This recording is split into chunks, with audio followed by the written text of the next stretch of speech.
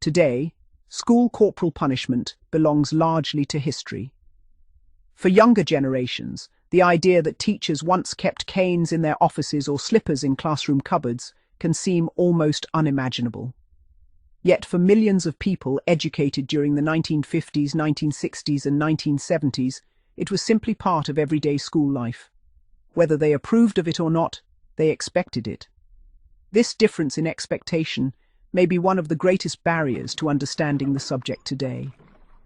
Modern readers often judge the past through the values of the present, while those who experienced corporal punishment remember it through the standards of their own time. Neither perspective is entirely wrong, but they are very different. To many former pupils, the cane was simply another school rule. Like uniforms, assemblies, homework or examinations, it formed part of the educational landscape. It was neither celebrated nor constantly feared. It simply existed. For others, however, it became one of the defining memories of their childhood. The discussions surrounding corporal punishment often reveal that people are not merely debating whether it caused pain. They are reflecting upon their entire experience of school, authority, and childhood.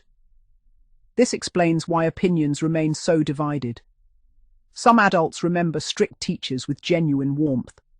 They describe them as firm, consistent, and deeply committed to the welfare of their pupils. Although they disliked being punished at the time, they now believe those teachers acted fairly within the standards of the period. Others reach the opposite conclusion. They believe that no teacher should ever have possessed the authority to inflict physical pain upon a child, regardless of the circumstances.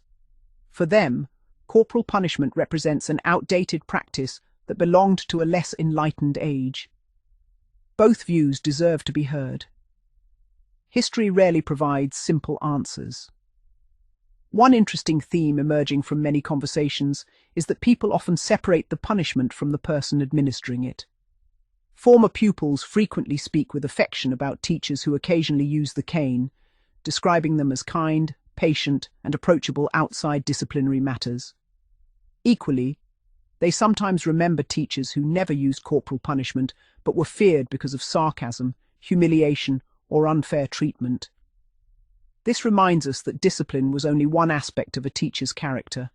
Respect was earned in many different ways. Another recurring observation concerns memory itself. Time has a curious effect on childhood experiences.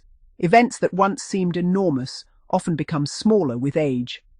Other incidents, apparently insignificant at the time, grow in importance as the years pass. The same is true of corporal punishment. Some former pupils can recall every detail of their first caning: the walk to the head teacher's office, the smell of polish in the corridor, the words spoken beforehand, and the relief afterwards. Others struggle to remember individual punishments at all. They simply recall that such things happened from time to time. Neither recollection is more valid than the other. Memory is selective, personal, and shaped by emotion.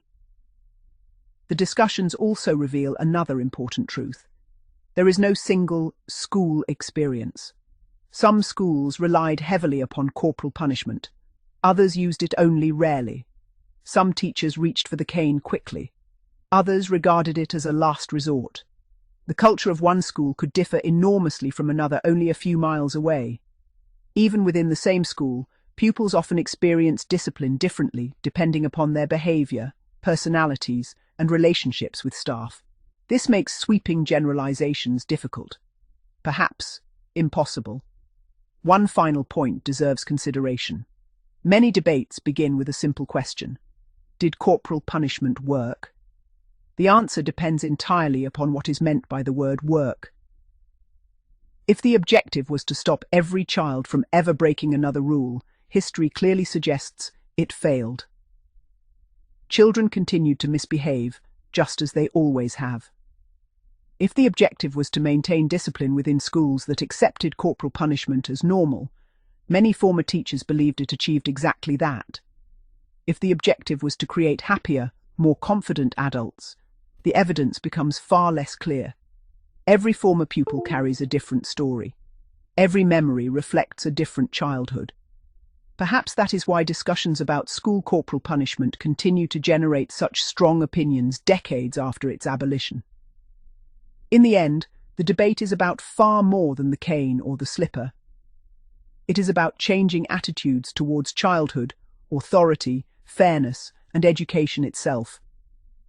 The implements have long since disappeared from Britain's classrooms. The memories, however, remain, and as long as those memories endure, so too will the conversation about one of the most controversial chapters in British educational history.